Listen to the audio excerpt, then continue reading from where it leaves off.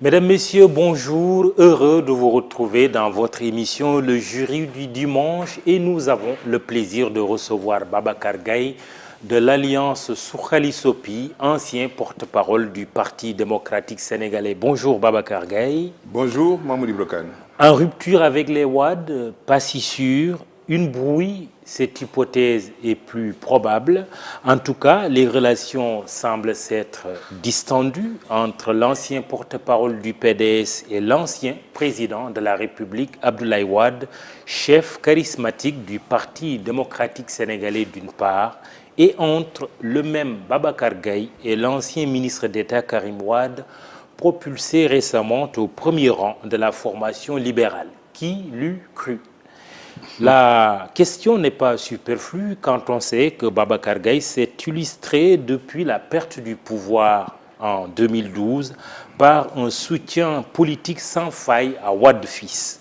L'ancien ou le toujours patron de la fédération du PDS de Kaffrine s'était particulièrement remarqué par une proposition qui avait surpris plus d'un observateur et au sein du monde libéral.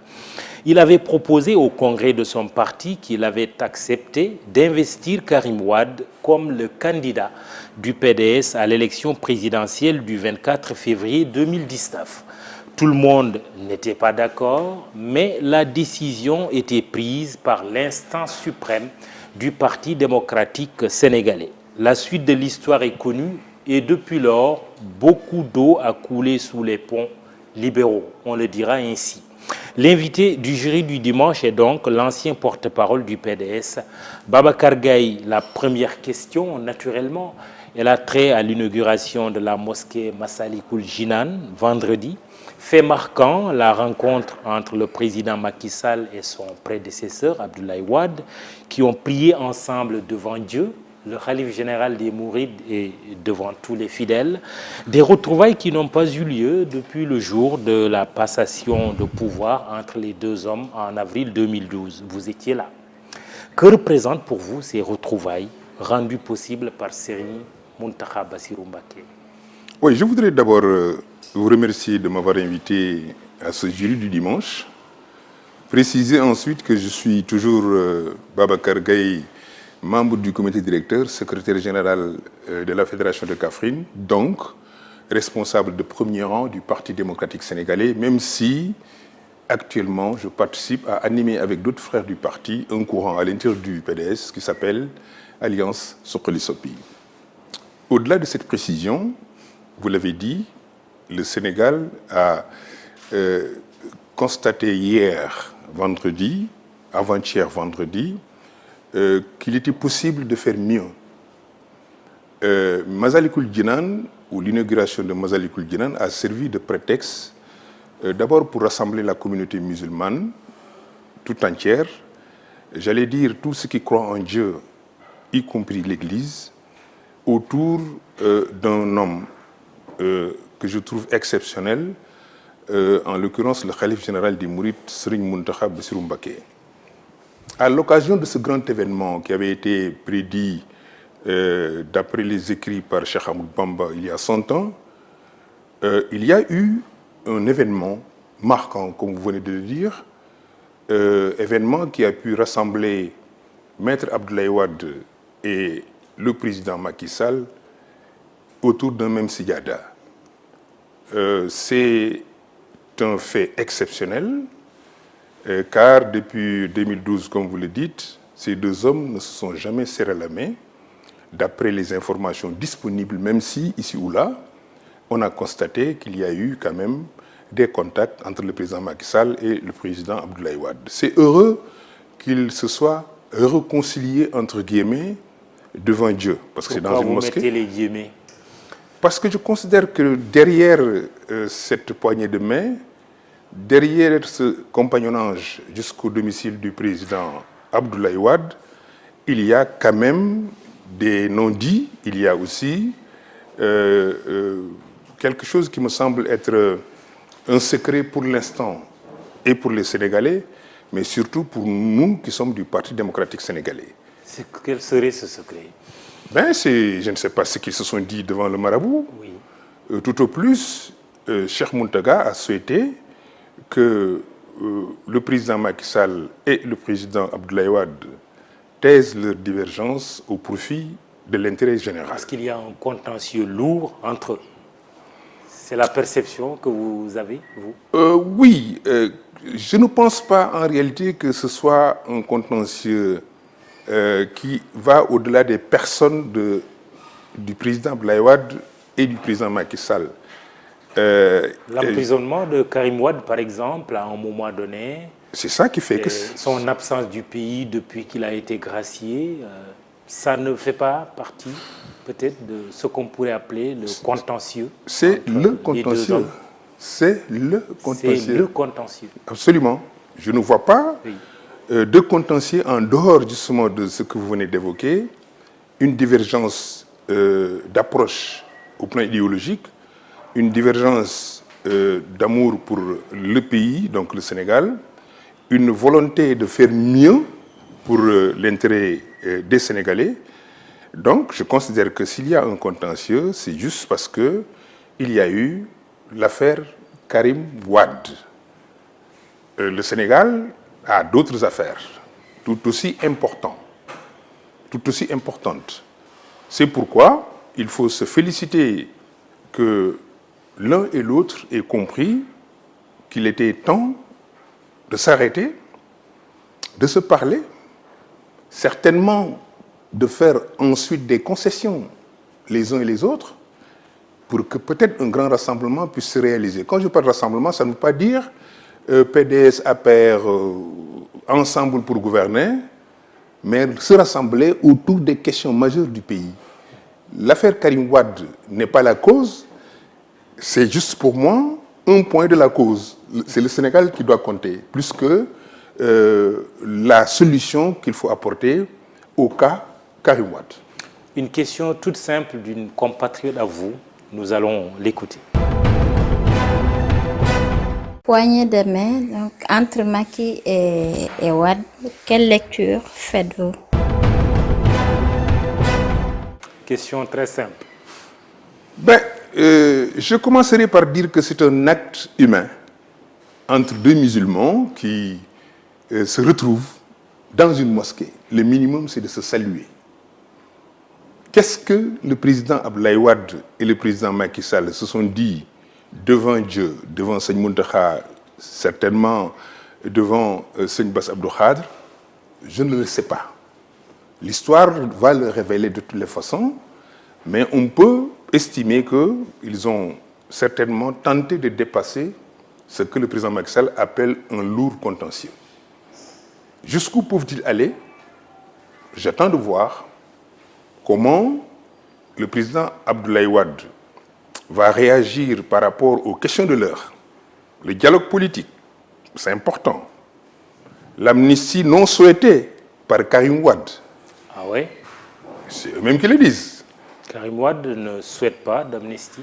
Mais c'est la raison pour laquelle, quand le président Abdoulaye Wade avait donné son accord à Oumar Sarr de participer au dialogue politique, Karim Wade a estimé que le Parti démocrate sénégalais ne devait pas prendre part à ce dialogue parce que, de toutes les façons, il ne souhaite pas qu'il y ait une amnistie qui le concerne, mais plutôt que son procès soit révisé. C'est ça l'origine de la crise entre Oumar Sarr et le président Abdoulaye d'une part, et par effet boule de neige, Babacar Gaye, Maître Amadou Sall et d'autres personnes ont été dans le creux de la vague pour, par exemple, essayer de sortir de cette situation assez difficile. C'est une demande qui pourrait être remise sur la table.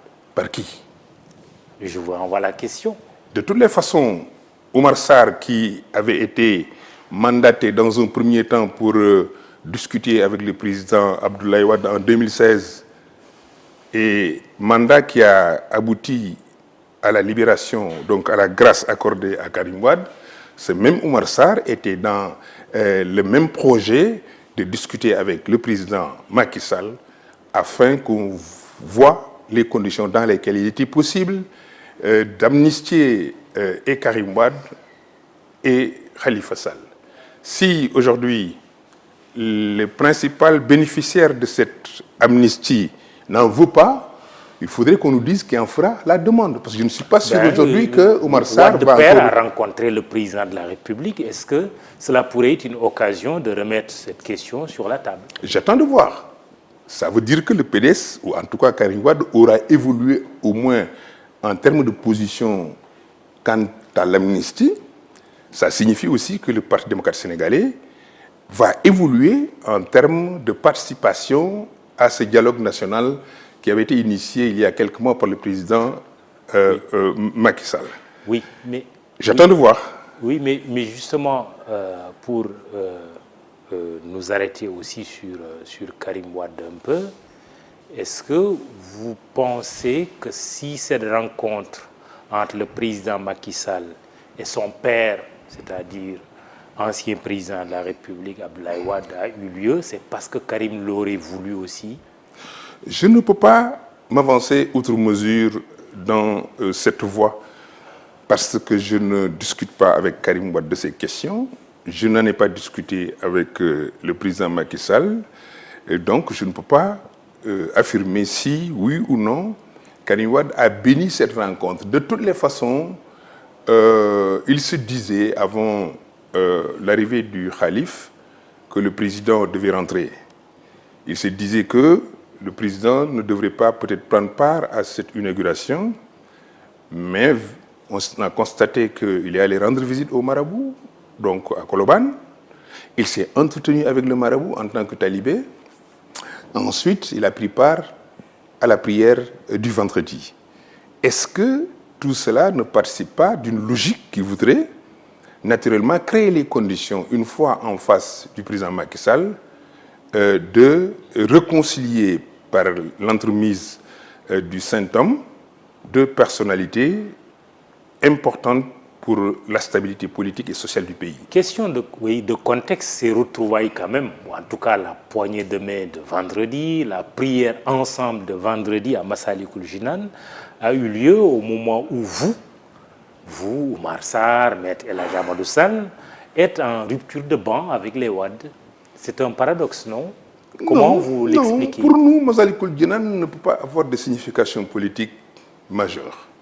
En tout cas, en ce qui me concerne, talibé de Cheikh Mountaga Bachir, je ne considère pas Massalikul Jinan ou la journée du vendredi comme étant une journée d'exception pour les hommes politiques. J'en ai une autre lecture, j'en ai une autre compréhension, j'en tire d'autres satisfactions plus que des retrouvailles entre des hommes politiques qui se sont chamaillés il y a quelques années. Le constat, c'est qu'on ne vous a pas vu au premier plan, vous, Oumar Sarr et El Hadji Amadou Sall, alors que dans un autre contexte, vous auriez été aux côtés de Wade. Naturellement. En train de se retrouver, de se réconcilier avec le président Macky Sall. Comment vous l'expliquez? C'est d'ailleurs là le paradoxe qu'il faut souligner. Oui. Le président Abdoulaye Wade était en contentieux avec le président Macky Sall. Comme il est actuellement en contentieux avec Idrissa Seck, comme il est en contentieux avec Madické Niang, certainement avec Papa Diop, et aujourd'hui avec nous. Je pense que Madické Niang est un bon talibé mouride reconnu par le khalife général des Mourides.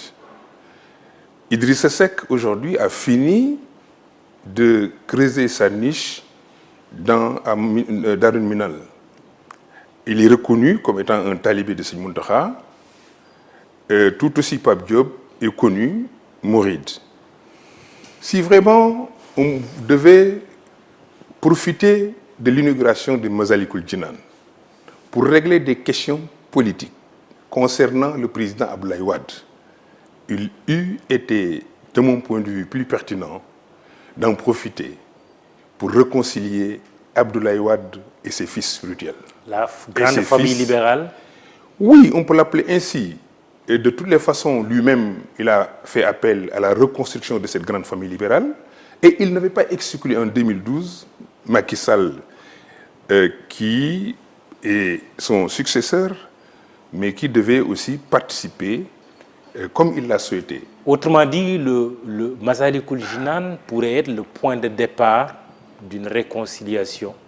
Pendant que Seigne Mountakha Bassirou est l'incarnation de Cheikh Ahmadou Bamba, parce qu'étant le Khalife général des Mourides, portant le nom de Muntaha, n'est pas celui qui est là en train de créer les conditions pour que tous ceux qui aspirent à diviser les Sénégalais, à diviser les musulmans, à les pousser en dehors de la voie de l'islam, que ces gens-là soient définitivement vaincus. On ne voit pas le rapport avec la famille libérale.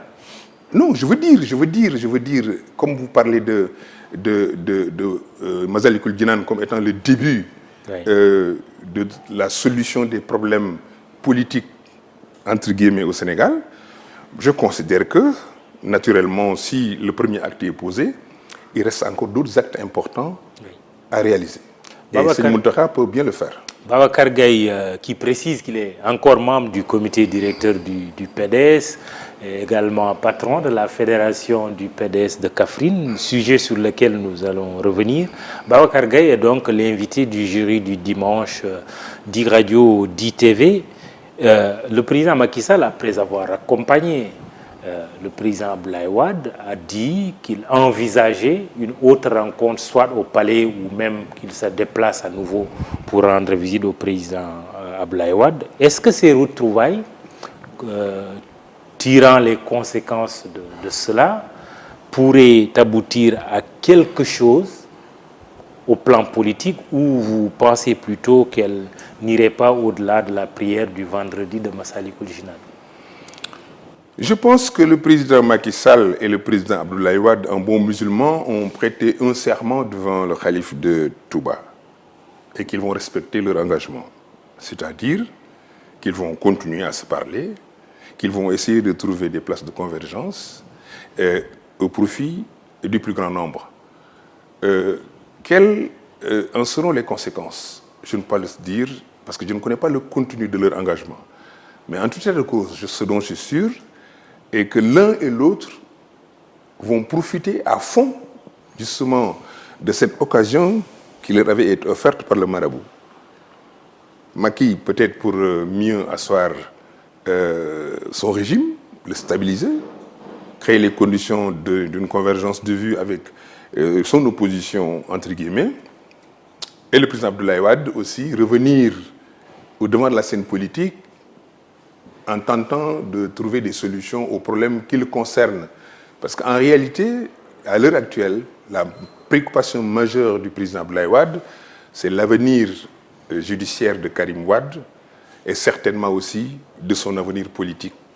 Chacune de ces personnalités a quelque chose à gagner, à poursuivre les discussions et à essayer de voir dans quelle mesure ils peuvent aller de l'avant. L'essentiel est que les intérêts des Sénégalais soient sauvés.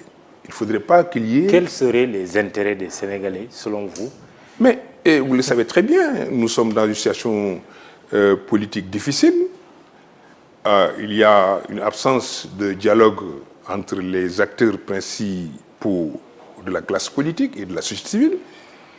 Il y a une situation économique et financière assez moribonde. Le climat social lui-même est tendu.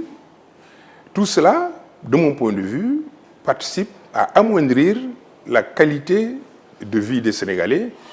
Et naturellement, si ces questions sont réglées, les questions de structure, le reste me semble être facile parce que quand même, nous sommes capables de dépassement, nous sommes capables d'être inventifs, nous sommes capables de nous projeter dans l'avenir, surtout que les Mourides ont donné l'exemple le plus patent en réalisant Masalikul Jinan.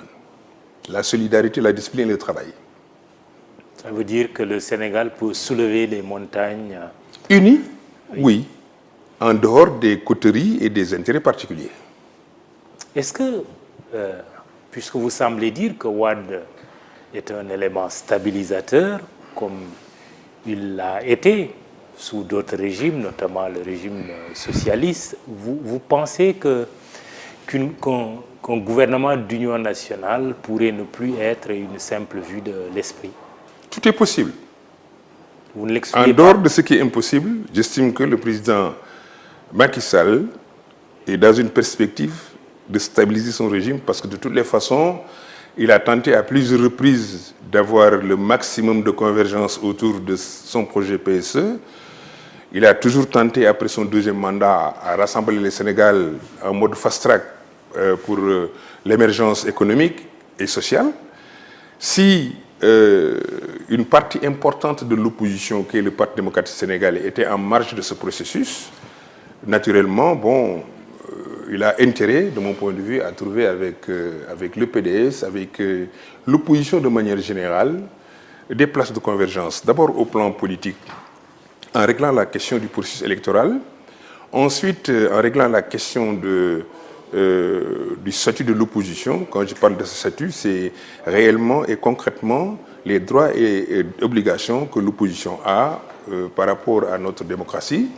Et enfin, en essayant de mobiliser les énergies économiques, je veux dire les entreprises, les citoyens lambda, pour que nous nous mettions ensemble dans la discipline au travail. Ça, c'est le rôle du président Macky Sall et il a une opportunité de le faire avec panache si tant est que le président Blade le veuille bien. Babacar Gaye, membre du comité directeur du PDS, serait-il partisan de l'entrisme ou en tout cas d'un gouvernement d'union nationale? Personnellement, je n'ai pas de préoccupation d'entrisme politique. Les prébendes, sinécures et autres postes ne sont plus ma tasse de thé. Par contre, si le Sénégal peut se retrouver autour d'un idéal politique, je ne parle pas de combination, mais que des discussions franches sur les questions importantes, politiques, démocratie, justice, droits de l'homme, économie, finances, sociales, si les Sénégalais acceptent un modus operandi et que l'on choisisse les meilleurs d'entre nous pour conduire justement ce changement, je pense que c'est une excellente chose. On serait dans le contexte du début des années 90. C'est tout comme on a connu l'ajustement structurel. Le on a fameux connu des gouvernement de difficultés. majorité présidentielle élargie du président Abdou Diouf. Oui, on est mais dans ce contexte. Ce n'est pas la même chose, parce qu'à l'époque, il y avait quand même deux figures de proue de la politique Diouf-Wade. Aujourd'hui, il y a l'émergence d'autres forces politiques importantes dans le landerneau politique qui font que le Parti démocratique sénégalais n'est plus justement cette force incontournable pour qu'il y ait une stabilité. Le président Macky Sall est en train de gouverner. Certainement voudrait-il gouverner davantage mieux, avec plus de ressources humaines de qualité, avec plus de stabilité et de paix sociale, avec plus de solidarité dans l'effort national. Et pour ça, le Parti démocratique sénégalais, comme les autres partis politiques qui sont dans l'opposition, ont leur mot à dire. Je ne suis pas pour l'unanimisme. Je suis contre une gouvernance sans opposition. Par contre, ceux qui pensent la même chose, ceux qui ont la même orientation idéologique, ceux qui estiment qu'ils peuvent mettre en œuvre une vision partagée, dans un leadership partagé, il n'y a pas de raison à ce que cela ne soit pas ensemble. Et naturellement, Macky Sall a intérêt, lui, c'est lui qui gagne dans tout, parce que c'est lui président encore pendant 4 ans. Retrouvailles Wade-Macky, fin de la polémique sur le gaz et le pétrole, est-ce qu'on peut le décréter? Ce serait catastrophique pour ce pays si la réconciliation entre le président Abdoulaye Wade et le président Macky Sall devrait déboucher sur une situation où on passe à perte et profit ce qui s'est passé avec le pétrole et le gaz et ce qui s'est passé avec tous les grands dossiers qui sont en cours dans ce pays. Je pense que les questions de personnes ne doivent pas primer sur les questions de l'intérêt général. Or, l'histoire du pétrole et du gaz, pour moi, c'est des questions qui intéressent les Sénégalais. Il y a une nébuleuse qu'il faut éclaircir. S'il y a des sanctions à porter, il faut le faire. Maître Wade ne devrait pas être la caution de ce que je pourrais appeler l'absence de justice, l'impunité. Quelle marge de manœuvre avez-vous aujourd'hui pour le lui dire, puisque vous êtes dans un seul et même parti? Les mêmes marges de manœuvre en tant qu'homme libre. J'ai des canaux, y compris cette émission du jury du dimanche, pour dire ce que je pense de ce pays. Peut-être que ce sera de manière indirecte pour l'instant. J'espère qu'on arrivera un jour où, comme Macky Sall, enfin le président Abdoulaye Wade a pu se retrouver avec Macky Sall, qu'il se retrouve avec ses autres fils spirituels. Sinon, ce serait un paradoxe. Nous sommes opposés à Macky Sall plus pour Maître Abdoulaye Wade que contre Macky Sall. Si aujourd'hui, lui, il est capable de se retrouver avec celui qu'il a considéré pendant ces 7 dernières années comme étant vraiment son bourreau ou le bureau de sa famille, nous, qui n'avons rien à voir dans cette affaire, qui n'avons aucun souci avec le président Macky Sall, pouvons quand même espérer que le président Abdoulaye Wade aura autant de mansuétude pour ce qui nous concerne. Nous ne demandons rien, mais nous sommes en train d'analyser une situation qui voudrait que quand même nous méritions quand même autant de considération, de respect et d'égard. On parlera de la crise du PDS tout à l'heure. On va terminer sur le sujet Massalikul Jinan, même si on a été obligé, comme je l'ai dit, de parler de Wade et de Macky, notamment de leur retrouvailles. Vous avez écrit un texte, Massalikul Jinan, chemin du paradis, et le titre de votre texte, c'est Convergence de symbolisme, le triangle parfait. Très rapidement, qu'est-ce que vous avez voulu dire? Oui, vous savez, ce texte, j'ai commencé à l'écrire en 2018, quand Seigne Mountakha est devenu Khalife général des Mourides. Et Mamoudou, je suis obligé de dire aux Sénégalais que je ne suis mouride qu'il y a un an, 2 mois. Avant, je n'étais pas mouride, je suis de famille Tidjane, mais les relations qu'il y a entre la famille de Seigne Bassirou, qui a été accueillie, installée par mon grand-père à Kaffrine, ces relations-là qui ont perduré, qui se sont renforcées avec Seigne Moustapha Bassirou et qui ont été consacrées par le Seigne Mountakha Bassirou à mon égard, je le confesse, m'obligeait à faire allégeance à Seigne Mountakha Bassirou, d'abord parce que c'est un serigne, je le considère comme un homme de Dieu. Au-delà de son appartenance au mouridisme, je pense que c'est quelqu'un qui mérite quand même d'être un guide. Alors, quand il a été khalife, j'ai fait des constats. C'était la première fois, et c'est là que j'emprunte à Duncan son diagramme, qui est un triangle parfait, que le khalife général des Mourides est à la fois le patron de Touba, le patron de Diourbel et le patron de Porokhan. Or, ce sont ces 3 lieux distants qui font, de mon point de vue, le socle du mouridisme. C'est ce que j'appelle le triangle parfait. Il y a aussi d'autres symbolismes que j'ai essayé de faire ressortir. C'est que le Khalife général des Mourides est le 4e fils de Seigne Bassirou, qui est lui-même le 4e fils de Cheikh Ahmadou Bamba. Et que Seigne Mountakha Bassirou, à l'heure actuelle, parce que Seigne Bassirou, qui était juste avant lui, est décédé avant l'avènement de Seigne Mountakha, est devenu le 4e petit-fils khalife. Autour de tout ça, quand je vois Massalikul Jinan, qui va devenir le 4e lieu important pour moi du mouridisme, la preuve, vendredi, Dakar a refusé du monde. Et je pense qu'il en sera ainsi dans l'avenir. Là aussi, j'ai essayé de parler de ce carré parfait. Et enfin, j'ai aussi essayé d'évoquer le symbolisme du chiffre 5. Au-delà du prophète des 5 piliers de l'islam, du prophète de ses compagnons, des 5 fils de Seigne Touba qui ont été khalifes, des 5 noms qui ont mis leurs mains à la pâte pour Massalikul Jinan. C'est Maître Abdoulaye Wade, c'est l'architecte Maïssa Touré, c'est Mbackiyou Faye le bâtisseur, Macky Sall le président actuel et Mountakha Bassir qui est celui qui est revenu le choisi. Donc tout ça c'est des M. Ça aussi c'est un symbolisme que j'ai cherché à travailler et enfin j'ai conclu en essayant de montrer en quoi tout le monde attendait Mountakha, Seigne Mountakha pour plus exactement, et j'ai emprunté à Mohamed Iqbal un de ses chants d'Amébé pour montrer la présence de Mountakha, que c'est quelqu'un qui sort de l'ombre pour nous éclairer dans le futur. Tout cela pour aboutir à quoi?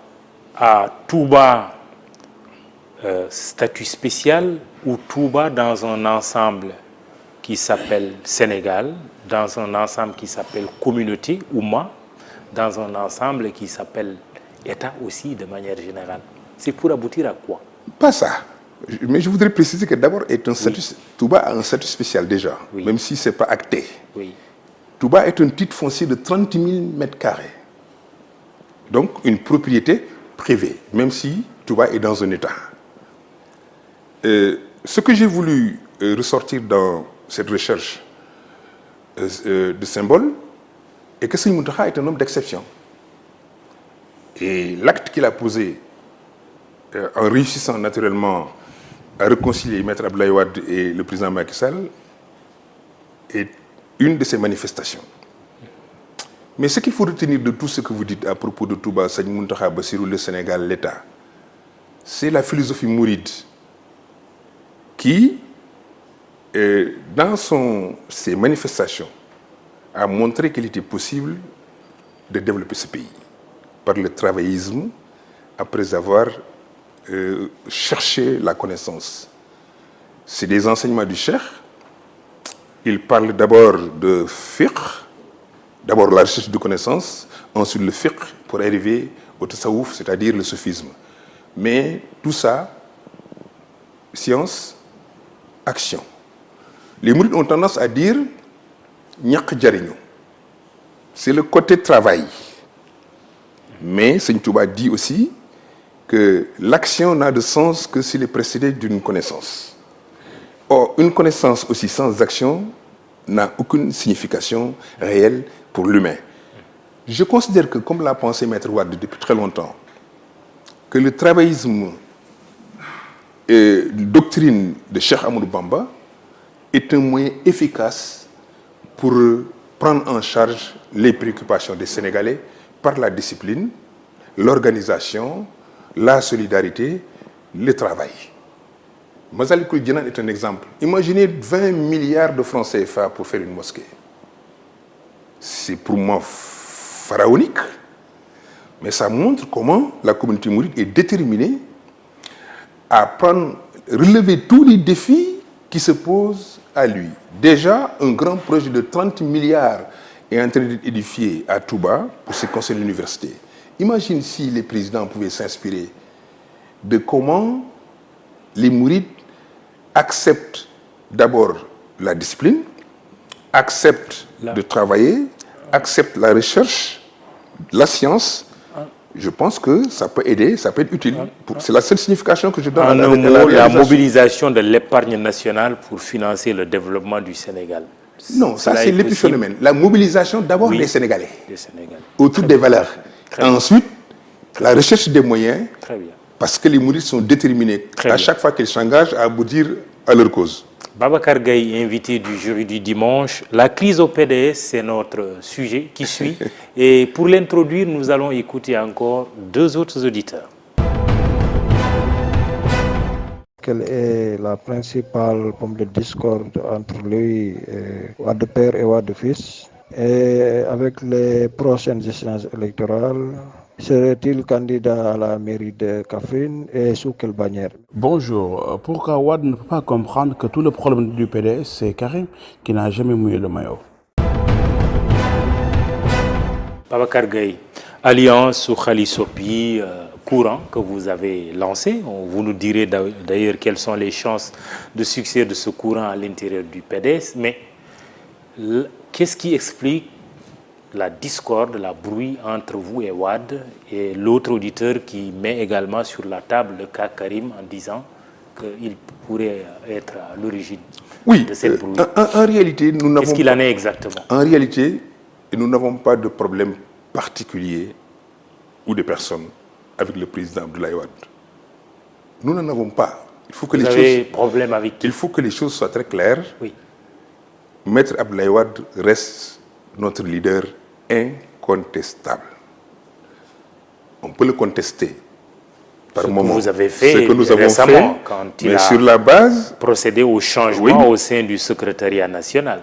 Oui, parce que nous avons constaté qu'il a enfreint les règles, les statuts de notre parti.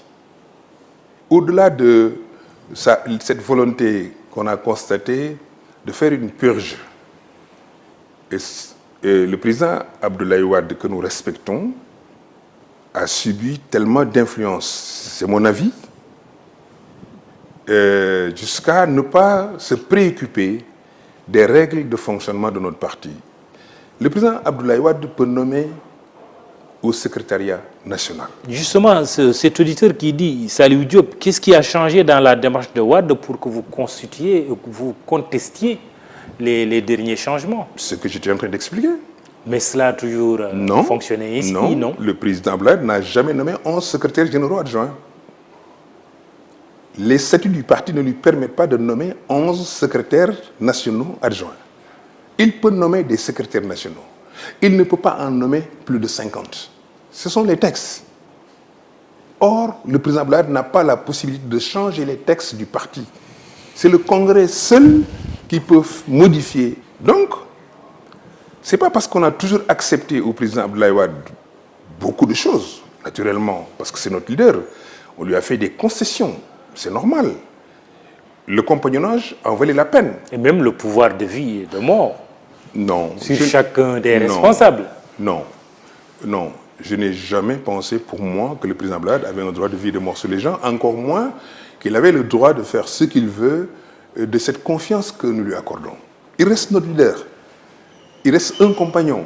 Il l'a toujours été. Si nous avons Au jour d'aujourd'hui, vous ne craignez pas d'être exclu tout bonnement? Pas du tout. Avec déjà ce qui s'est passé à Kaffrine, puisque vous êtes exclu de la fédération du PDS de Kaffrine. Ils ne peuvent pas. J'ai constaté que des gens se sont réunis à Kaffrine, des amis de Karim Wade, pour sortir une déclaration comme ils le font partout. Ailleurs, des fédérations font des déclarations pour ne pas être d'accord avec ce que le président Abdoulaye a fait. C'est normal. Ça ne me gêne pas que des gens s'opposent à mes positions à Kaffrine. Parce que j'ai le droit de m'opposer aux positions du président Abdoulaye Wade au niveau national. Ce n'est pas important ça. Ce qui est important, c'est que le débat soit posé de manière sereine à l'intérieur du parti pour qu'on en discute. C'est mon souhait le plus absolu. Maintenant, dans l'hypothèse où on serait exclu, d'abord, il faudrait qu'il passe par des procédures pour nous exclure. Les demandes ont été formulées depuis très longtemps, mais vous n'avez pas encore entendu les instances du PDS décider d'exclure Massamba ou Mademba. Pourquoi? Parce qu'ils ne peuvent pas, ou parce qu'ils ne le souhaitent pas, parce qu'ils savent que ce n'est pas à faire. Est-ce qu'aujourd'hui, à l'heure où les grands ensembles se constituent, au moment où il y a l'émergence de forces politiques nouvelles, le Parti démocrate sénégalais peut se payer le luxe d'exclure sa crème? Mais vous savez aussi que le PDS n'a jamais accepté l'existence de courants en son sein. Ah si, oui? Le PDS a accepté la génération du concret, n'est-ce pas? Le PDS est en train d'accepter la génération Andokhol de Baragay. Le PDS a accepté... Qui est un courant aussi? Je le considère, parce que dès lors que c'est une entité qui a un nom à l'intérieur du parti, j'imagine que c'est pour brasser des idées, mais ce n'est pas autour des personnes. Sokhali Sopi doit être reconnu comme courant aussi? Non, il ne s'agit pas de reconnaître ou pas. Sokhali Sopi va exister.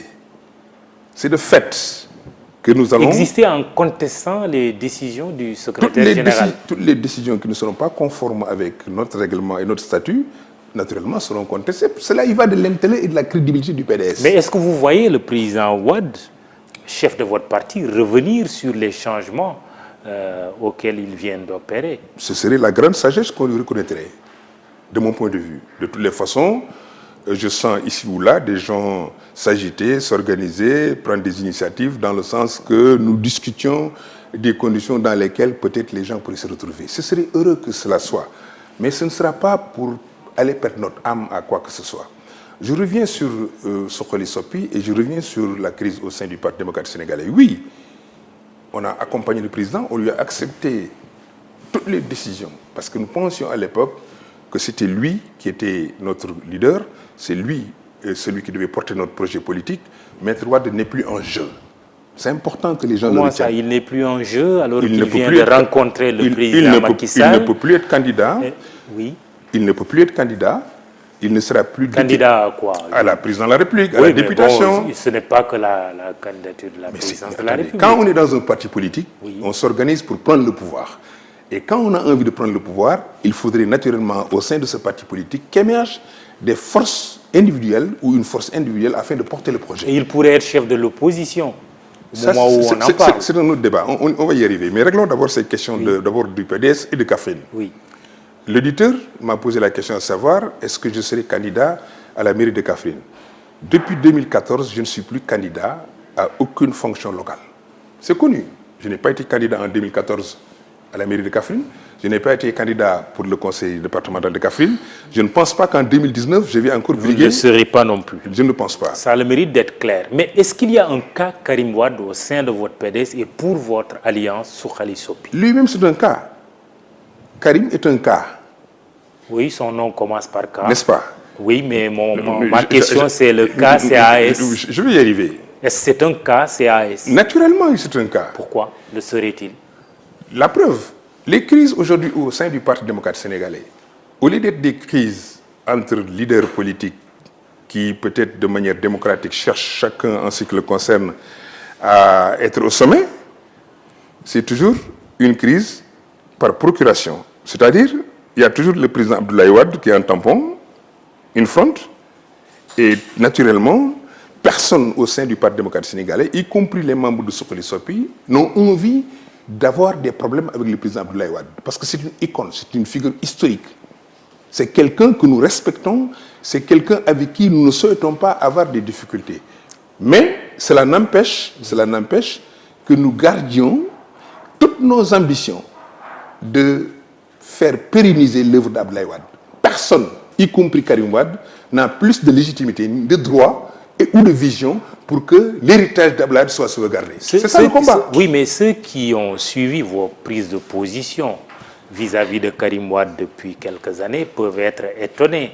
Babacar Gaye, théoricien de la candidature de Karim Wade à la dernière présidentielle. Ça s'arrête là. Babacar Gaye qui a annoncé à plusieurs reprises le retour de Karim Wade à Dakar. Vous me l'avez confié à travers des émissions. Une seule fois. Mais Babacar Gaye qui s'est rendu également à Doha et qui en a fait de la publicité pour rencontrer Karim Wade, c'est vous qui dites aujourd'hui qu'il y a un cas Karim Wade au sein du PDS. Expliquez-nous. C'est parce que justement c'est un cas. Pourquoi ce changement de position? Non, ce n'est pas un changement, c'est une continuité. Comment ça? Non, c'est un changement de position. C'est une continuité. Vous n'avez jamais parlé de cas Karim Wade au sein du PDS? Bien sûr que si. C'est parce que c'est un cas que je n'ai parlé. C'est un cas d'abord parce qu'à l'époque, j'ai considéré que c'était un cas sérieux pour la présidence de la République, pour la candidature. J'en ai fait un candidat. Je l'assume. Si c'était à refaire, j'aurais fait la même chose pour deux raisons. Ce n'était pas parce qu'il était meilleur que nous. Ce n'était pas parce qu'il était le plus charismatique. Ce n'était pas parce qu'il était le plus populaire. En 2012, Karim Wade ne pouvait pas rassembler 1000 personnes. Il faut être sérieux. Cette candidature a eu pour soubassement une démarche politique pour essayer de le sauver de la prison. Et je pense l'avoir répété à plusieurs reprises à des émissions. Et vous y avez réussi? En partie, oui. Nous avons pu faire de Karim Wade ce qu'il est devenu aujourd'hui. C'est-à-dire? Un homme connu, qui a une stature d'un homme politique, qui dirige une opposition et qui est candidat du parti le plus représentatif de l'opposition. Ça, au moins, on a réussi à le faire. Il n'a posé aucun acte, ce n'est pas une réunion, ce n'est pas une conférence de presse, ce n'est pas une tournée qui a fait de Karim Wade ce qu'il est devenu aujourd'hui. Il y a un auditeur qui dit, mais en proposant Karim comme candidat et même en l'investissant, vous saviez pertinemment qu'il ne pouvait pas l'être tant qu'il n'avait pas été amnistié. Non, il y a des séquences. Est-ce que ce n'est pas une entourloupette politique? Je termine sur les cas. J'ai réglé le premier cas. Oui. Il fallait en faire un cas sérieux face au pouvoir. Le deuxième cas, pour sa candidature, nous avons estimé que, compte tenu du fait que c'était le candidat choisi du parti, il n'était pas bon psychologiquement de casser la baraque en changeant de fusil d'épaule, en changeant de candidat en cours de jeu. Jusqu'au moment où Macky Sall a changé l'article 57 de la loi électorale, Karim Wade pouvait être candidat. Ça, au moins, c'est clair. Donc, le combat qu'on a mené de 2015 à 2019, Karim Wade pouvait être candidat. Il a fallu des subterfuges législatifs pour que Karim Wade ne le soit plus, en votant l'article 57. Que personne ne nous reproche pourquoi on s'est battu pour que sa candidature puisse accepter. On ne le savait pas. On savait qu'il pouvait être candidat. Et juridiquement, tout le monde est unanime pour savoir que Karim Wade pouvait être candidat.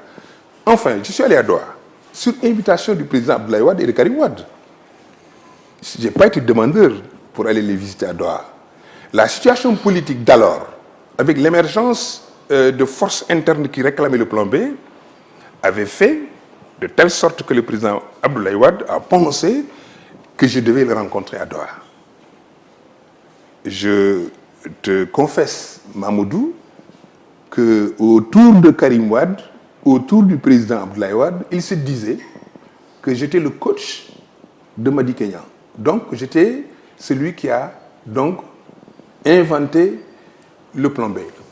C'est pour cette raison, à l'époque, certainement, je m'en suis rendu compte bien après, que le président Abdoulaye Wade ait décidé que je retrouve à Doha. Nous avons fait un jour, nous avons discuté de ces questions, nous avons discuté d'autres questions stratégiques, et je suis rentré. C'est depuis lors que silence radio. Justement, pourquoi aujourd'hui Karim Wade devrait encore être en cas alors qu'il n'est pas le chef du PDS, il n'est pas le numéro 2 officiellement du PDS. En quoi la position de Karim Wade vous gêne, vous, de l'Alliance Sokhali Sopi? Ah non. Qu'il soit propulsé au sein du secrétariat national, qu'il ait une position de secrétaire général adjoint, ne nous gêne pas. Il a le droit, comme tous ceux qui sont au sein du Parti démocratique sénégalais, de prétendre à une fonction politique. Faudrait-il, si c'était dans un régime normal de parti, qu'il ait son secteur, qu'il ait sa section, qu'il ait sa fédération, qu'il ait son union régionale, sa convention régionale, avant d'être aujourd'hui ce qu'il est. Il n'en a pas? Je ne le connais pas. C'est ça que vous contestez? Non, pas ça. Je vous dis, à la limite, le président Abdoulaye peut le nommer parce que le secrétaire national n'est pas une fonction, n'est pas une entité politique, c'est une entité de gestion. C'est un gouvernement virtuel. Il peut nommer qui il veut au secrétariat. Par contre, ce qui n'est pas acceptable, c'est qu'on ait nommé 11 secrétaires généraux adjoints. La loi permet de nommer un secrétaire général adjoint ou un coordonnateur. Deuxièmement, qu'on ait sorti des figures aussi emblématiques que Omar Sarr, qu'on ait rétrogradé des combattants comme Maître Sall, je passe mon cas, et qu'on ait fait la promotion des amis de Karim Wade qui étaient dans la génération du concret. Ça pose un problème sérieux de légitimité.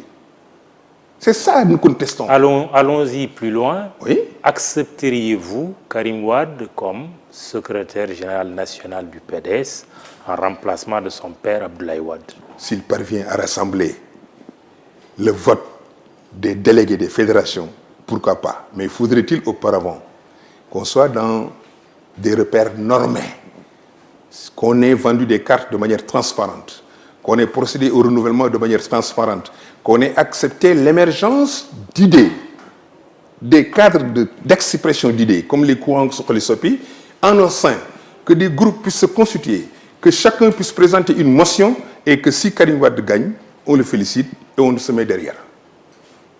Très bien, on verra la suite. Parlons du statut de l'opposition et du chef de l'opposition, sujet qui fait également débat. Et quel est votre sentiment dessus? Une question qui poursuit le PDS depuis 1974, depuis sa création. La loi, rien que la loi, toute la loi. C'est-à-dire? C'est l'article 58 de la Constitution qui prévoit que les partis politiques puissent s'organiser en une opposition s'ils s'opposent au pouvoir. C'est la loi. Donc, c'est acté. C'est-à-dire, aujourd'hui, on a l'Assemblée, il y a une opposition parlementaire. Nous avons également une élection présidentielle avec ses résultats, avec un Idrissa Seck qui est arrivé deuxième après le président Macky Sall, Ousmane Sonko troisième, etc. Mamoudou, l'opposition est prévue dans la Constitution avant l'Assemblée nationale. C'est le titre 4 de notre organisation institutionnelle qui parle de l'opposition. Et dans ce titre 4, il est dit que les partis politiques qui s'opposent constituent l'opposition. Il leur faut un statut pour leurs droits et leurs obligations. Et enfin, il faut qu'une loi soit votée pour ces statuts et ses prérogatives et son chef. Donc, c'est en dehors de l'Assemblée nationale, c'est en dehors d'une élection. C'est le texte qui consacre le statut de l'opposition et son chef. Ça veut dire quoi? Est-ce qu'il va falloir certainement, dans le cadre de cette loi qu'on va voter, mettre une charpente, créer les conditions pour que cette opposition-là puisse s'organiser en opposition constitutionnelle et qu'il puisse dégager les critères du choix de son chef. Au jour d'aujourd'hui, pour l'instant, il n'y a pas de loi, donc il n'y a pas de critères du choix du chef de l'opposition. C'est un faux débat. Au jour d'aujourd'hui, on ne peut pas désigner un chef de l'opposition au Sénégal. Non, la loi ne le permet pas. Donc parler de Abdoulaye Wade ou de Idriss Seck, c'est poser un mauvais débat. C'est faire de la politique politicienne. L'Assemblée nationale, vous y avez siégé pendant de très longues années. Le règlement intérieur de cette Assemblée doit être révisé. On a noté, ça et là, la suppression annoncée de la commission technique pour réduire un peu les délais d'adoption du projet de budget de l'État. L'augmentation des commissions de 11 à 13, voire 14. Est-ce que déjà une révision du règlement intérieur de l'Assemblée vous paraît pertinente? Il y a beaucoup plus à faire dans la modification de la loi organique portant règlement intérieur de l'Assemblée nationale. Il y a des imperfections dans la loi, il y a des manquements dans la loi, il y a des questions qui ne sont pas réglées et des questions importantes. Si aujourd'hui on supprime le passage en commission technique pour ne s'occuper que de la commission générale, la commission économique, c'est une excellente chose. De toutes les façons, dans les grandes démocraties, c'est comme ça que ça se passe.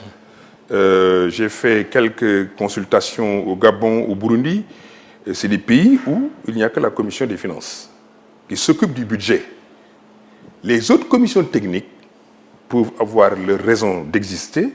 C'est pour s'occuper des questions qui sont liées à ces ministères techniques. Par exemple, la commission de l'agriculture et de l'élevage. S'il faut réfléchir sur la loi d'orientation agricole, c'est cette commission qui doit, de mon point de vue, l'éplucher avant qu'on aille en plénière. Pour ce qui concerne le budget, par contre, je pense qu'on n'a pas besoin de passer par les commissions techniques, surtout que c'est des répétitions à chaque fois. Mais sur les autres commissions, faut-il une augmentation ou une réduction au moment où on parle de rationalisation des dépenses de l'État? Sur cet aspect, ils ont tort d'augmenter les commissions. Si c'est vraiment pour créer des postes à des amis politiques, ce n'est pas une bonne chose. Par contre, si c'est pour améliorer le fonctionnement de l'Assemblée nationale, décharger davantage les commissions, élargir le spectre d'échange et de dialogue des membres des commissions et du gouvernement, je trouve que c'est une excellente chose. Je ne connais pas les nouvelles commissions qui seront créées. Par contre, de 11 à 14, tout de suite, il y a 3 nouveaux postes qui vont revenir certainement à la majorité ou à l'opposition selon.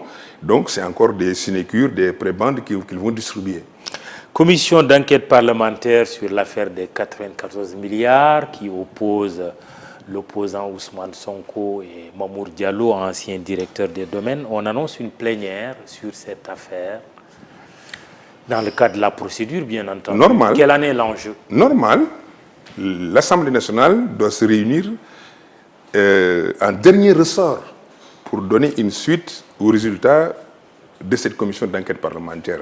C'est l'Assemblée plénière qui reçoit le rapport, c'est l'Assemblée plénière qui examine le rapport, c'est l'Assemblée plénière qui discute du rapport et c'est l'Assemblée plénière qui décide de publier une partie ou tout du rapport.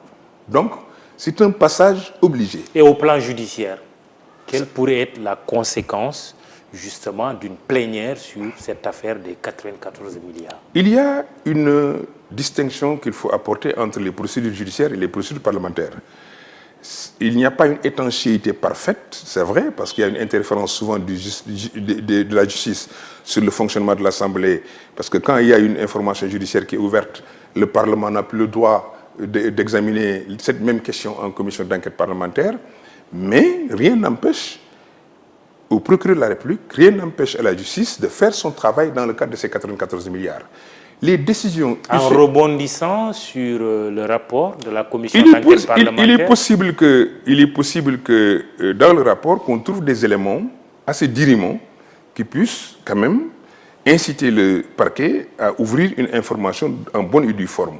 Et là, je voudrais préciser, contrairement à ce que beaucoup de gens agitent, Sonko n'a jamais déposé de plainte pour ce qui concerne cette affaire. Une plainte a une signification. Pourquoi le parquet ne s'est pas saisi de cette question de manière obligatoire? Parce que par devoir, Parce que Ousmane Sonko a déclaré publiquement avoir déposé des il plaintes. a fait une dénonciation en disant que... Il a écrit même au procureur. c'est pas une plainte. Oui. Vous savez, c'est pas une plainte. Ousmane Sonko, aujourd'hui, je l'ai entendu dire qu'il va encore déposer une plainte devant les juridictions avec caution de partie civile. Ousmane Sonko ne passe caution de partie civile dans cette affaire. Aujourd'hui, il n'y a que l'agence judiciaire de l'État qui peut se constituer partie civile pour des questions qui concernent le détournement de deniers publics. Ça aussi, il faut que les Sénégalais comprennent davantage le rôle des uns et des autres. C'est vrai, le travail qu'il fait me semble être excellent en termes d'alerte, en termes de dénonciation, mais il y a des limites à son action que seule sa mission, sa fonction parlementaire pouvait faire aboutir. Si j'étais à la place de Ousmane Sonko, j'aurais utilisé la tribune de l'Assemblée nationale pour sortir toutes les preuves que j'ai. Je ne parle pas de la commission d'enquête parlementaire. Je Non, parle il n'a pas déféré à la convocation de toute occasion que j'ai en plénière, de tenir le discours qui me plaît, de sortir les documents que j'ai avec moi, parce que j'ai une immunité absolue. Rien ne peut arriver à Ousmane Sonko s'il détenait aujourd'hui par devers lui des documents certifiés confidentiels ou secrets, s'il en parle à l'Assemblée. Malheureusement, je ne vois pas pourquoi, jusqu'à présent, il n'a pas daigné utiliser cette tribune pour éclairer l'antenne des Sénégalais. On va terminer par l'économie sénégalaise vue par le Fonds monétaire international qui annonce un taux de croissance qui va passer de 6 à 7% en 2020-2021, mais un Fonds monétaire qui demande également à l'État d'aller dans le sens de réduire effectivement son train de vie. Le ministre des Finances, Abdoulaye Daouda Diallo, a fait une sortie cette semaine chez nos confrères du Soleil pour démentir tous les déclarations selon lesquelles le Sénégal était sous ajustement structurel.